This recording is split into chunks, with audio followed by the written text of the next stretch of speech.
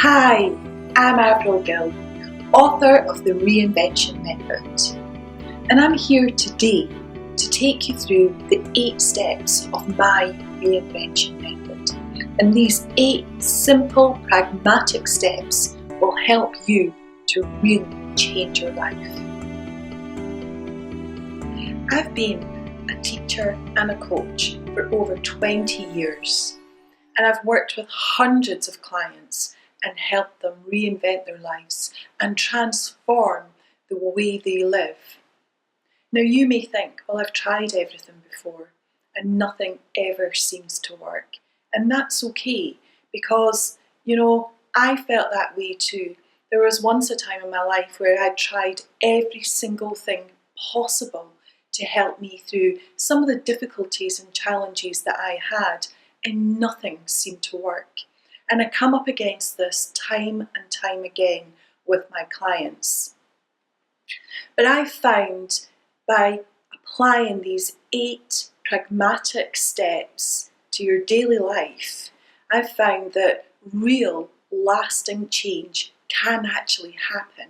And I want to show you today how simple these steps are. And I'm going to take you through them step by step.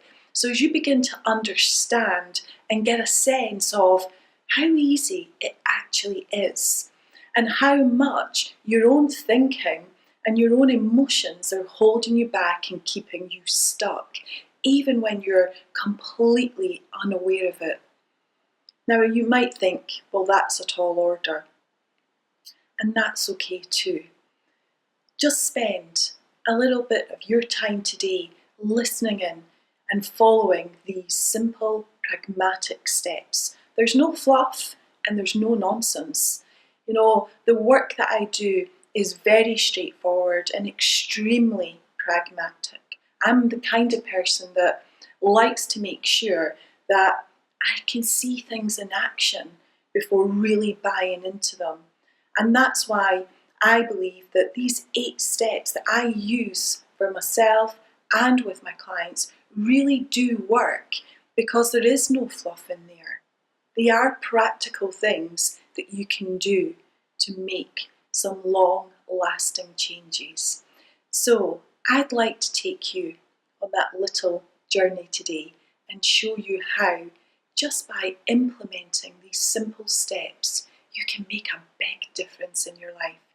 So come on with me and let's start with step 1.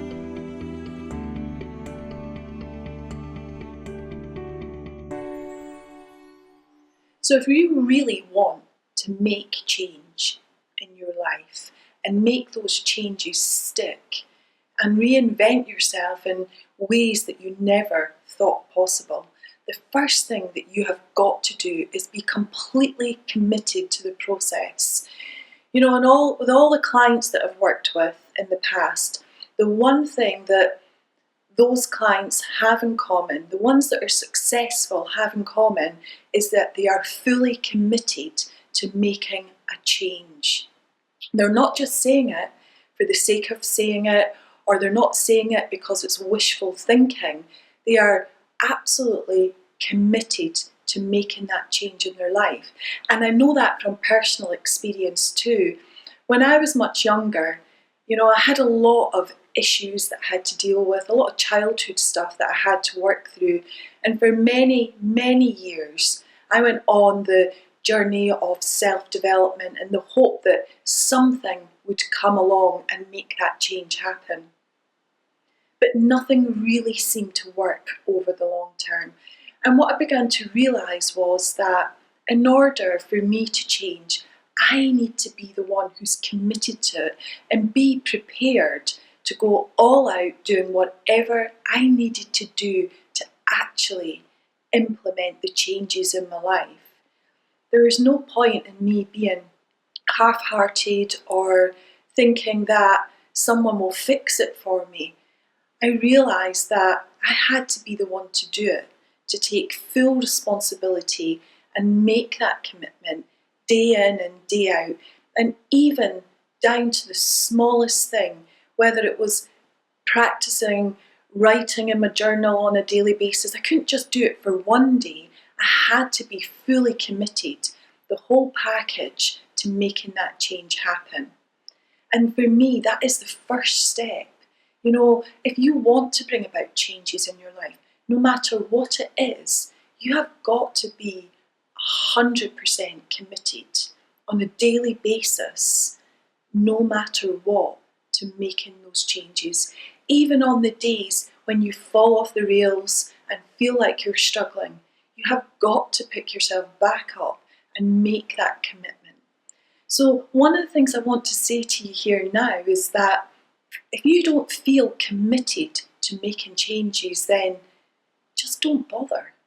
There's no point, because all that's going to happen is that you will become demoralised, you'll lack in motivation, and you'll give up in the end. So in order to really make that change happen, before we move on, the first step in the process is just make a silent vow, a commitment to yourself that you will be committed to the process and you will do whatever it takes to bring about the changes in your life, to reinvent yourself and become the person you've always known you could be. Because at the end of the day, that's all anybody really wants. They just want to be who they believe they really and truly are deep down inside. So step one of the process, so simple. Just make a commitment. Go inside yourself and make a silent vow to yourself. Promise yourself that no matter what, you'll be committed to the process of reinventing you and being the best version that you can possibly be, the person that you know that you were born to be. So I'd like to invite you now to make that commitment. Make it to yourself.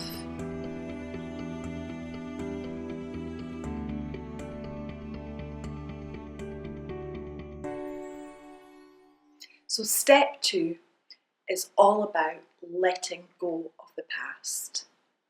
And we hear this all the time. You know, everyone talks about how important it is to let go of the past. Yet it's one of the most challenging and most difficult things that anybody can do. You know, my father used to say to me all the time, Avril, why can't you just let go of the past? And this was something I found really difficult. In fact, I used to get so angry and frustrated at him because I didn't get what it was that he didn't understand about why it was so difficult for me to let go of some of the things that happened to me, especially in my early childhood. And it wasn't until much later that I began to understand that by holding on to the past, I was holding on to a known definition of me. And in order for me to be the person that I wanted to be, I had to really let go of it. I had to find a way to finally cut the cords to the past so as that I could begin creating a whole new version of the future and the moment that I was in now. And there's some simple things that you can do. There's lots of meditations that you can do and journaling work. There's nice, simple, easy steps that you can take to let go of the past. But the easiest thing to do is to just simply say to yourself, it's time to let that go. It's time to move forward and start thinking and feeling in a new way. And any time the past begins to rear its ugly head in your mind, making that conscious decision that you will not focus on that thought, that you will take your focus somewhere else. And that's critical because the majority of our problems are usually caused because we're either living in the past or too focused on the future. So when you're learning to let go of the past, and it is a learning process. When you're learning to let go of the past, being able to be consciously aware in the moment of when those past feelings or thoughts or senses arise, and just grasping hold of them and saying, not today. Today my focus is here. What I'd most like to experience is here in the now, in the moment. And let that past go. I'm not saying fight it or push it away, as if it doesn't exist. Acknowledge it. And I guess for many people, that's the mistake. They think they have to do something to finally delete it out of their mind or get it out of their psyche somehow. But it still keeps coming back. And until you can acknowledge it and just be present with it for what it was and accept that it was a time in your life that caused you whatever pain or whatever upset you experienced. Accept it. And as you accept it, that process will allow you to transform through that experience. And then that way, it's so much easier to let it go.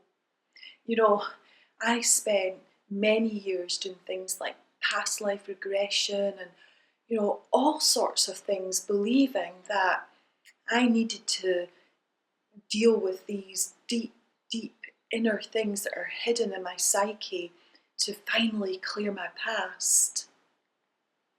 And it really wasn't the case. And whilst these things worked for a short time, they never seemed to have any long-term lasting effects. And what I began to realise was that in order for me to let it go, I needed to be consciously aware in the moment, almost aligned in the mind and the body, so as that when these old feelings and these old experiences came up into my awareness, rather than being hijacked by them, I was able to hold them and be present with them in order for that moment to flow through me without any resistance, just from a place of acceptance.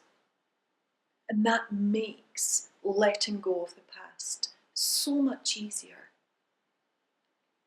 And I want to tell you something really important about the past. It's not the past that takes hold of you. It's you that takes hold of the past. So when you let go of that hold, you can begin to make some amazing changes in your life. It frees you up to really experience the joy in the moment now. So being consciously aware will help you to let go of your hold on the past. And I think when you begin to understand that, the whole idea of the past and how it shapes us and how it affects us completely changes. In some ways, the past is like an old story we keep telling ourselves. And the more we go into that story, the more it will affect us, the more it will influence us and shape us. So when you can let go of your hold on the past, you make space for a whole new moment to be birthed and a whole new future to be created. So take that step and really learn to let go of your past. Let go of it in a way that you've maybe never experienced before. You can get a journal and write down your thoughts and your emotions, or you can do some meditation on the past. But at the end of it, just as in step one, Make that commitment to yourself. Make that commitment that today you will let go of the past so as that you can experience something much, much more powerful. Letting go of the past doesn't have to be difficult. Remember, you take hold of the past. The past doesn't take hold of you. And anything that you hold, you can let go of. So let go of the past now and get ready to move forward in a whole new way.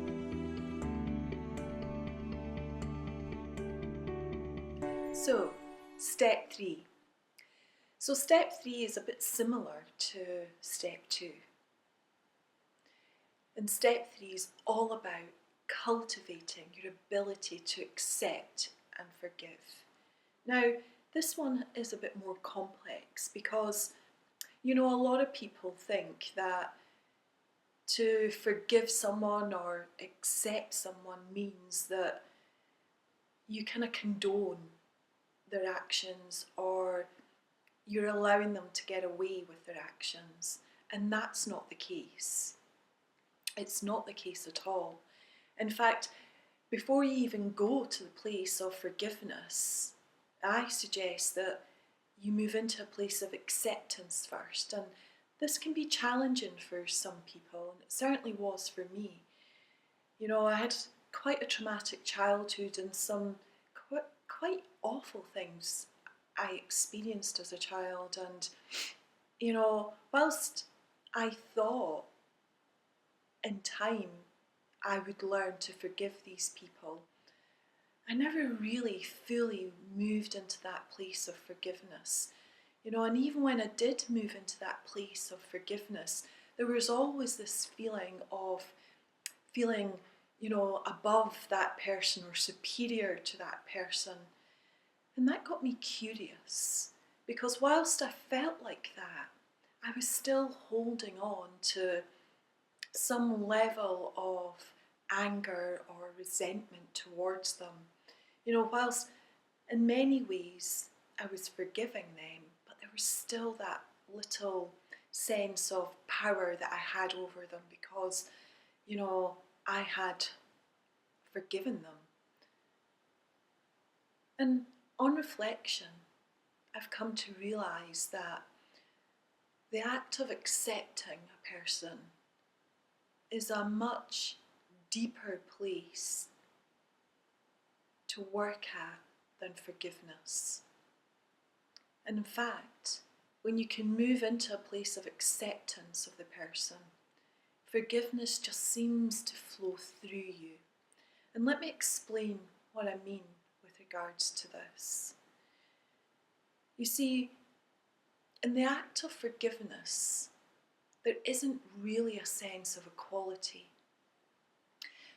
When someone is looking for forgiveness and we give our forgiveness to someone, it creates a inequality, almost like a power dynamic. So now that I have forgiven that person, I'm the one that holds all the power.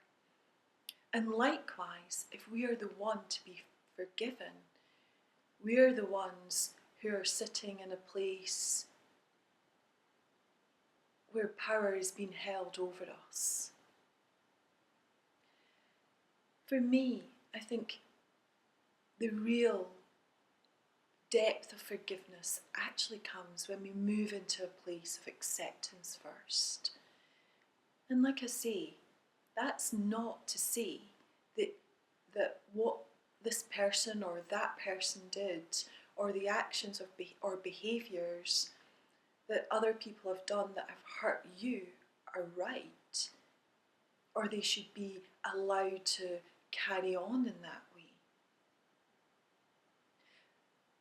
But by accepting that the person is doing these things from their own place of understanding, that somehow behind this behaviour or behind this act there's some form of positive intention, you can begin to learn to accept the person for who and what they are.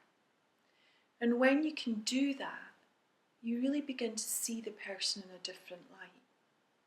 And then forgiveness flows through you from a much different place, from a much more spiritually aligned place. And I found that when I've done that, when I've looked at the person, even when I've thought I've forgiven them, and I've really accepted who they are, and accepted that whatever they have done has come from a place of positive intention, then the forgiveness flows through me. There's no effort. There's no effort there whatsoever. And there's not that residual feeling of powerfulness or powerlessness. There's just a peaceful, natural sense of acceptance. So step 3 of the process is really, really important when it comes to reinventing yourself and transforming your life. Without learning to cultivate this idea of acceptance and forgiveness, whether that's acceptance and forgiveness of yourself or others, it doesn't matter. But without being able to do that, transforming your life becomes more and more challenging.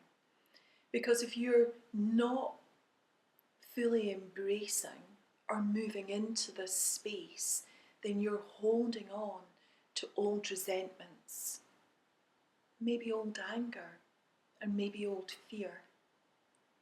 And in order to really transform your life and to open up and grow, you need to be able to cultivate that place within you where true, meaningful forgiveness comes. And it's much, much more than saying, I forgive you. It's about looking at that person and really seeing them and really accepting all the things that drives them, that's created them and made them who they are. And likewise, if it's forgiveness for yourself, it's about really accepting you and accepting that behind all of your actions, your deeds, all of your behaviours, there is always a positive intention, always.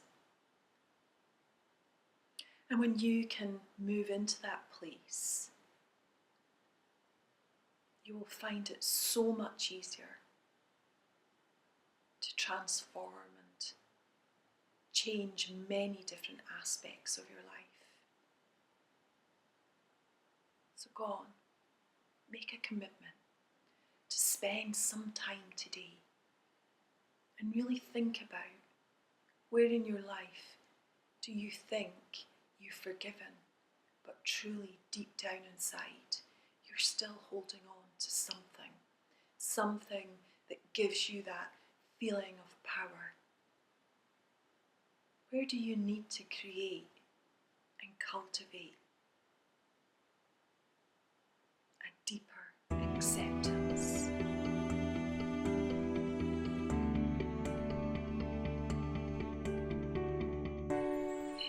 Step 4, stop believing all the stuff you keep telling yourself.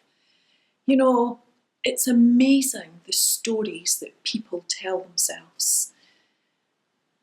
From the day that we are born, we are continually fed information about who we are or who we should be.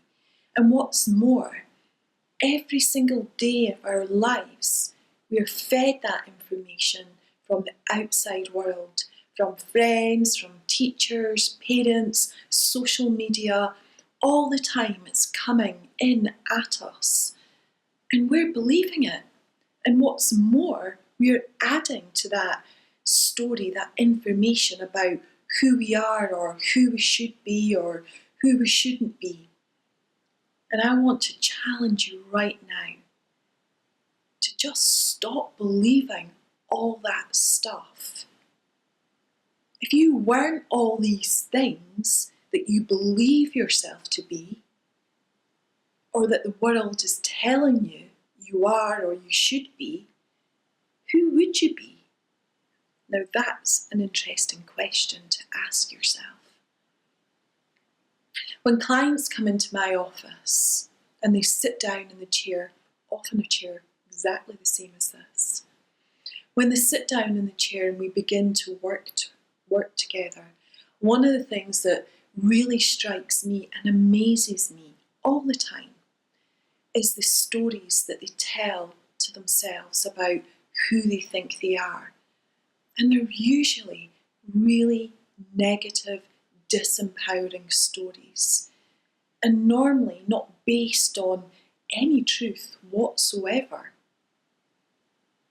And when you explore that with them, when I take the time to really challenge them on these stories that they keep telling themselves about not being good enough, or being too young, or being too old, or not being pretty enough, or not being clever enough, or whatever it is, when I take the time to really challenge these stories, the most common thing that I find, there is no basis to them.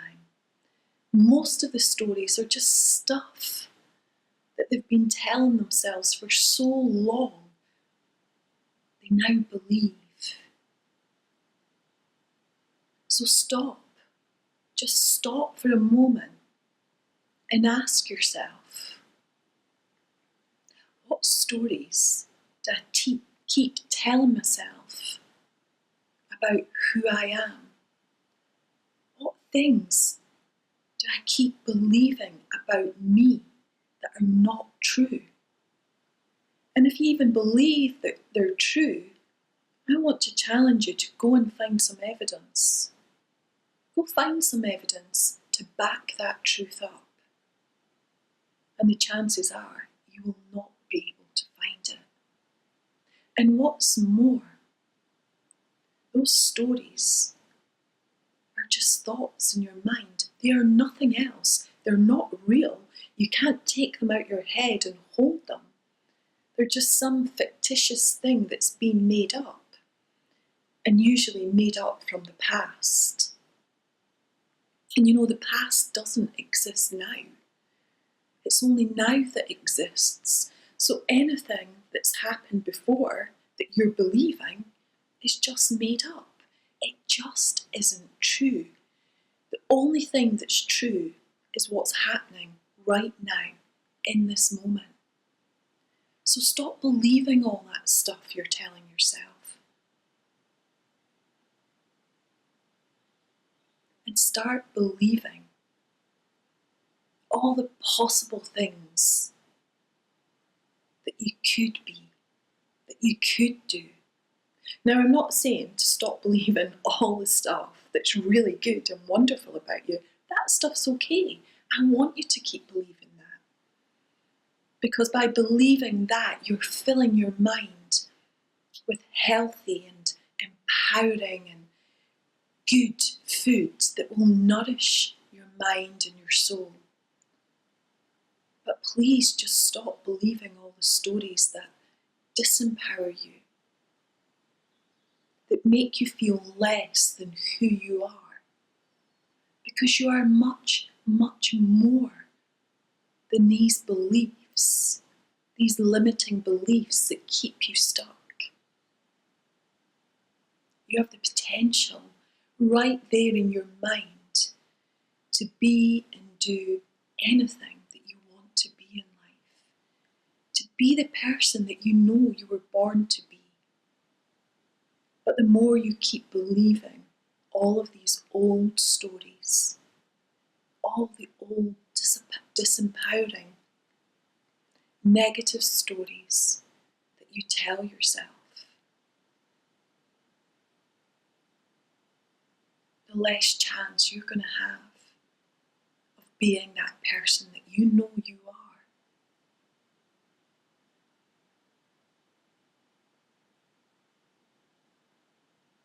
So stop believing them and start telling yourself a new story. A story that will build you up, that will help you to transform. Go out and speak to your friends and ask them, what is it about me that you love so much? And start telling yourself these new stories and reinventing yourself from the inside out. You can do that because these stories are just lies that you tell. Lies that you tell to yourself. And it's easy. Everybody does it. But nobody really believes a lie. So you have to stop believing these stories because they're not true of you now, in this moment. When you're consciously aware in the moment, none of that is real.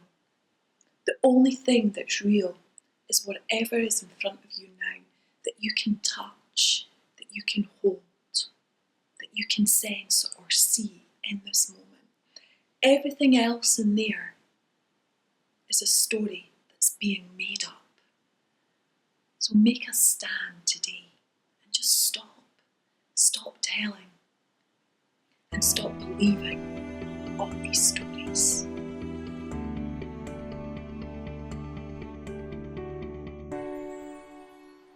Step 5, ditch your expectations.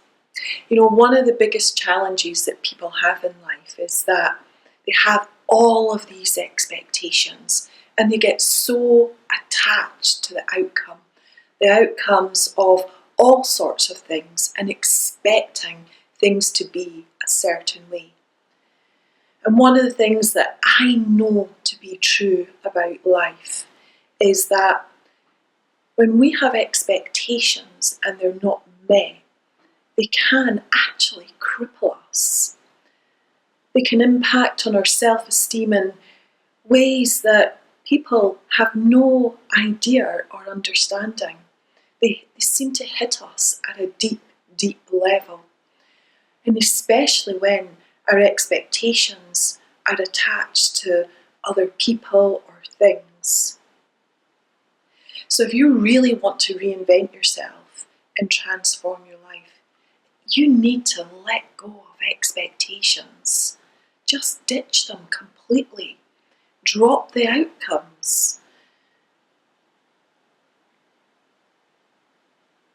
And when you do that,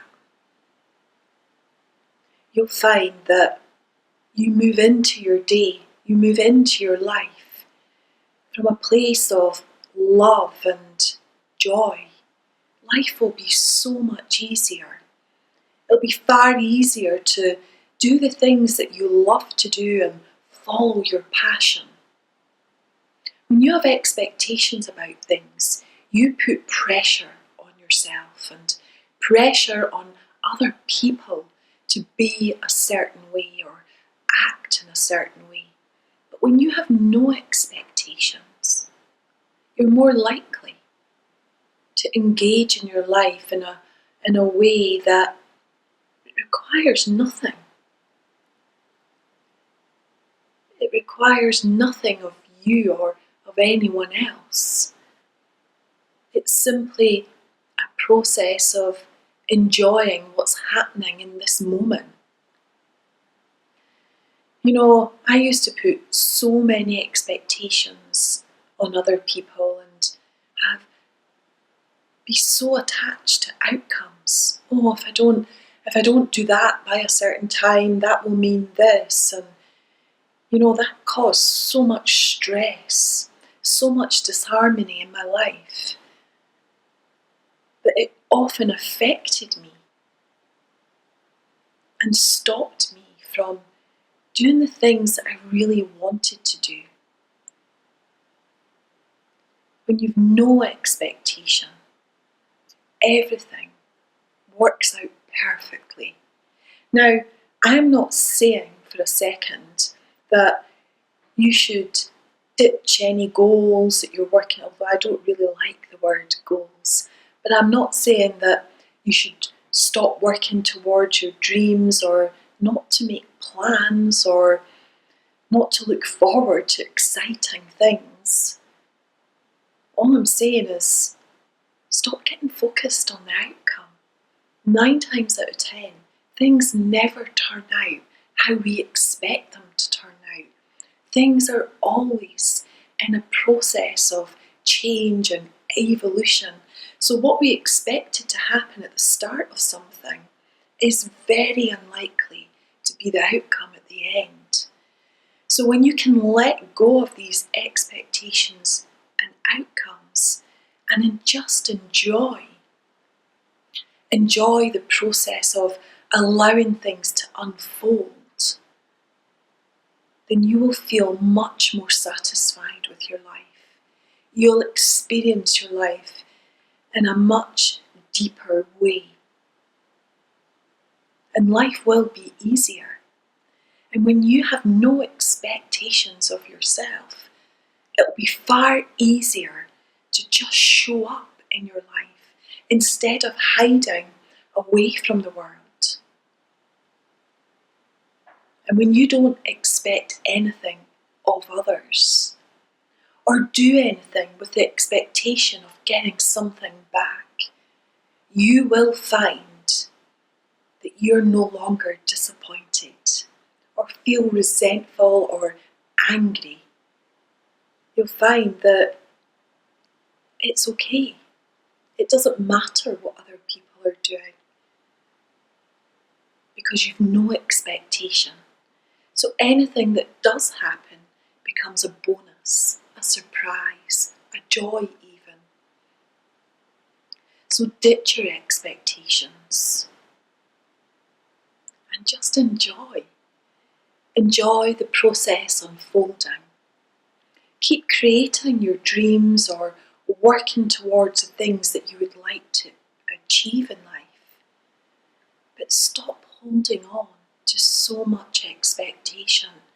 And when you give from the heart. Give without the need or desire to have anything back. Just give for the sake of giving, and you will find so much more joy in your life. So much more.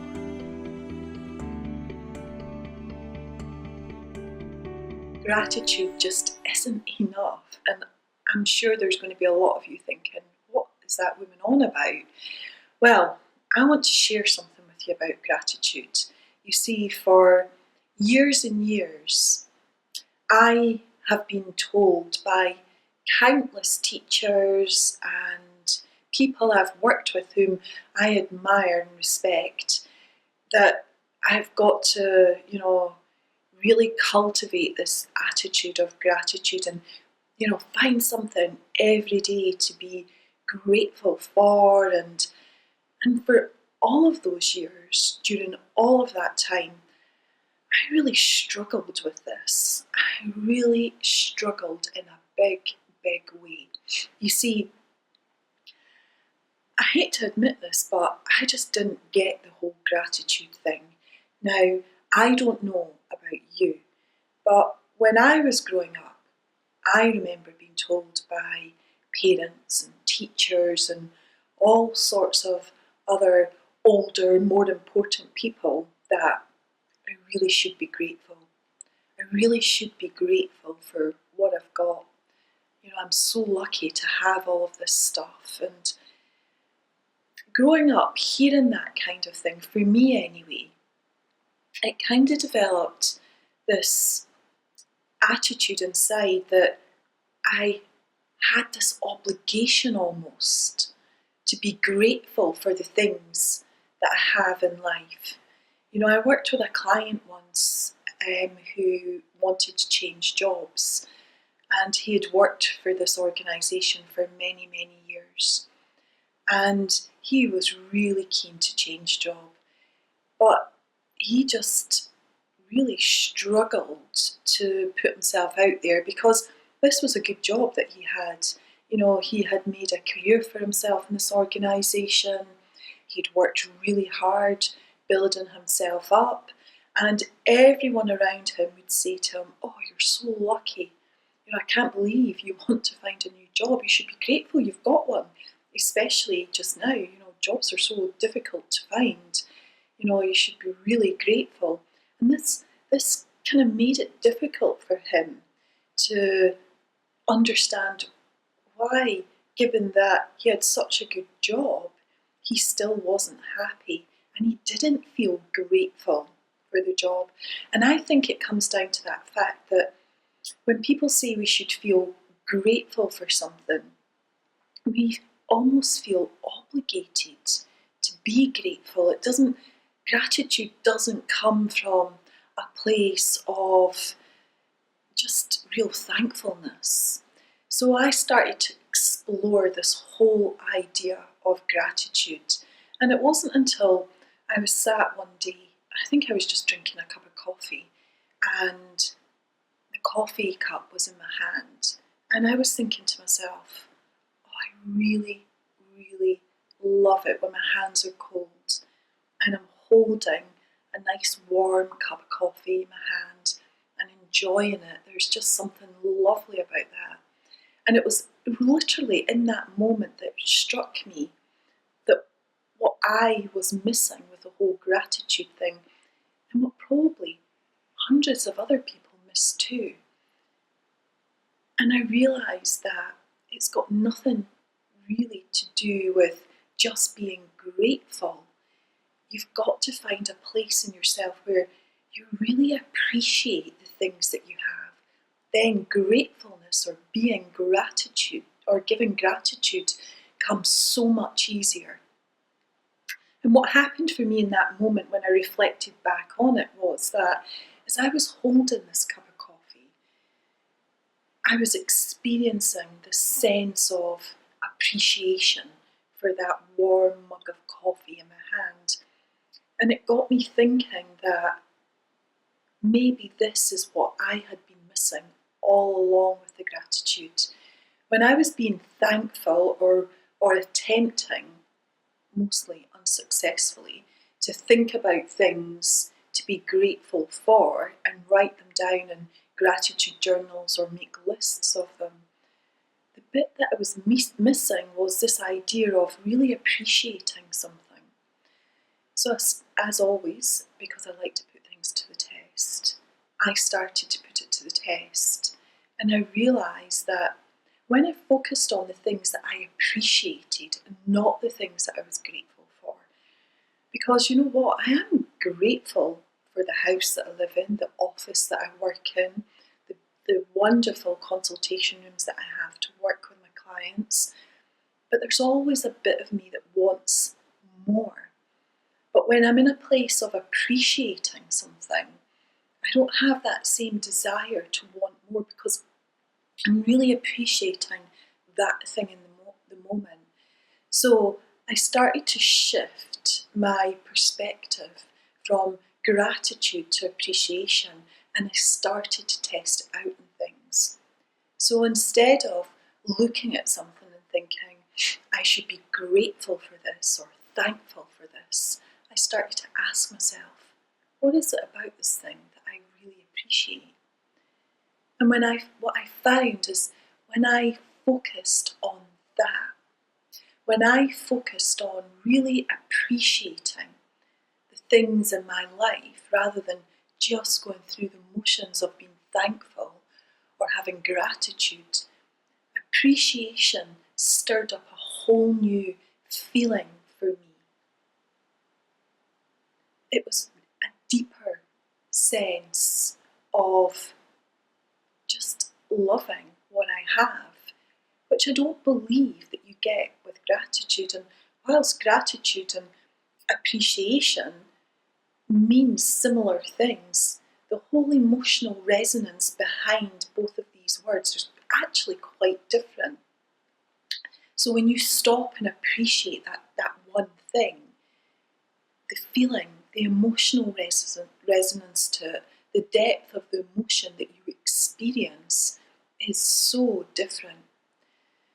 So when you're learning to transform your life and reinvent yourself, take some time not to just be grateful for things in your life, but to shift to a new perspective of appreciation and start to think about all the things about yourself, about your life, that you actually appreciate, that you actually have a deep appreciation for having in your life.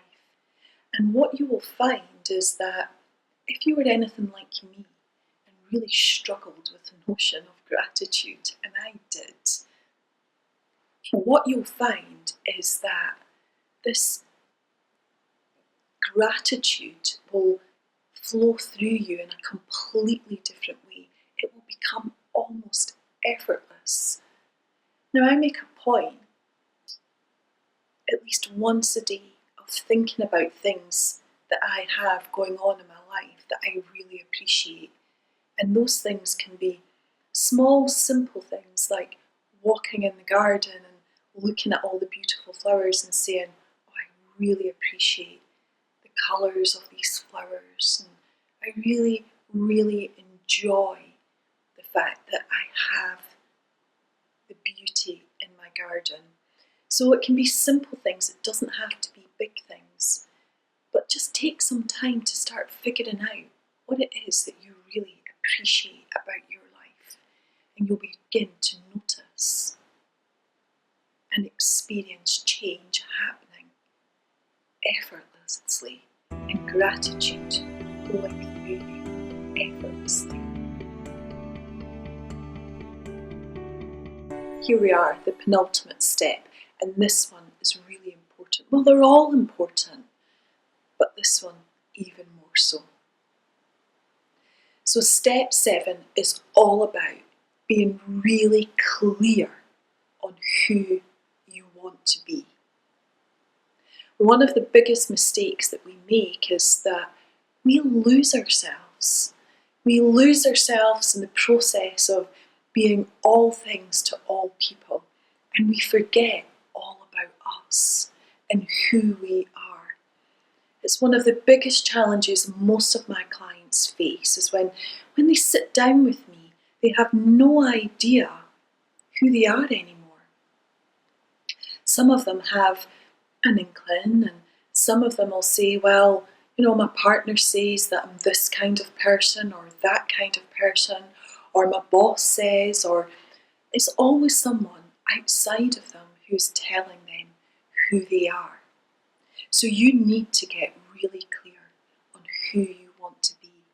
And that means taking the time to sit down and revisiting your values and your beliefs. We can spend an entire lifetime carrying about values and beliefs that no longer fit us. And we wonder why we keep doing the same things time in and time out and over again. And one of the reasons for that is that we never actually take the time out to sit down and think about who we are now. You know what? People change, and that's a fact. People change all the time. You are not the same person you were a year ago. You're not the same person you were 5 years ago. And you're not the same person you were a week ago. It's impossible to be the same person. So if you're changing all the time, it's so important to check in with your value system and check in to see whether or not it matches up with this person you are now today. And to check in to see if those beliefs that you've been holding on to or carrying are beliefs that enable you to be the person that you are today, or the person that you want to become, or are working on becoming. If you're not doing this, if you're not taking time to reflect and to review those values and beliefs that you've most likely been carrying since childhood, the chances are you're going to find it very difficult to reinvent yourself and change. Because each time you come up against a hurdle, what will happen is you'll fall back into those old values and those old beliefs that haven't been serving you. And you'll end up going back into your old ways. So if you really want to make change happen, you need to look at these values and look at your beliefs. And if they no longer fit, then start creating some new values and new beliefs about yourself. It's really easy. It's as easy as stopping telling yourself all the stories you've been telling yourself. You just decide, you make a decision what your beliefs are, what you stand for, and what your values are. What underpins those beliefs? What are the things in your life, the values in your life that you cannot live without? And it doesn't matter what they are, as long as you know them. Because by knowing your values and knowing the beliefs that you have, it will be much easier for you to make a commitment to being yourself. 9 times out of 10, the reason we find it so difficult to be ourselves is because we're actually living according to the beliefs and value systems that someone else has put inside us. So when you're really clear on your value system, your belief systems, then you'll find it much easier to just be yourself, or be the person that you've always wanted to be. So take some time to get clear on that and understand what they are. And that will help you to reinvent yourself in unimaginable ways.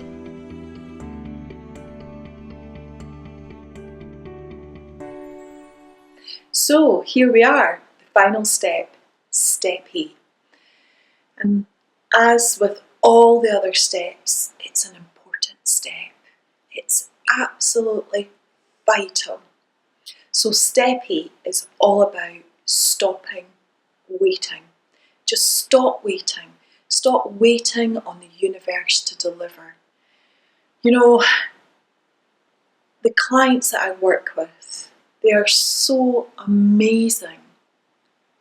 Most of them are open and ready for change, and whilst it might take a little bit of help to get them to a place where they're being really committed and following through in all the different steps, most of them are just so up for it and so ready. But some have this belief that the universe is going to deliver, that someone's going to come along and wave some magical wand and make it all happen. I have clients who say to me, well, if I just think positively long enough, surely something will change. And while being positive is really important, and having the right mindset for change is vital, it will not bring about change in and of itself. And no fancy alignment of the stars in the sky or energy around you will bring change in and of itself. Years ago, I used to be really interested in astrology, and I studied it for a number of years when I was in my late teens and early 20s. And I used to absolutely adore it, and I still enjoy it. But what I found was that people put so much faith in external circumstances that they almost freeze themselves into inaction, thinking that they've got to wait on the perfect moment in order to act. And I found that especially with work that I did years ago in astrology and healing energies. People would have to wait until an auspicious moment in order for them to act. Or they would believe that the universe would conspire and make it happen. Well, that isn't the case. Unless you take action and constantly and consistently do things to bring about change, then change is never going to happen. You're never going to reinvent your life. You're never going to transform it. No amount of meditating, no amount of auspicious planets or auspicious energy levels will change anything without you actively engaging in the process. You have got to show up. You have got to open the door and walk through and take hold of your life. Take hold of the things that you want to change. There's only one person capable right now of reinventing your life, and that's you. Yeah, you can get help, and I would highly recommend that if you really want to make some big changes in your life, you get yourself a coach, a mentor, or a teacher. But you've got to actively engage in the process. You've got to show up, full out, and be committed to every step that you take to change. And when resistance shows up, you've got to meet that resistance and learn to dance with it and find a way to transform through it, because nothing else will do. And I know that for certain.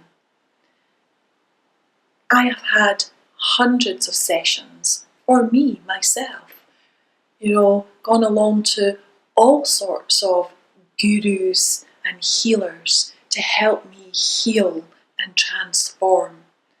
But without my active engagement and participation, none of that stuff worked.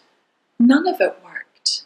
And it wasn't until I decided to take hold of my life and be responsible for all the actions that I took that change began to happen.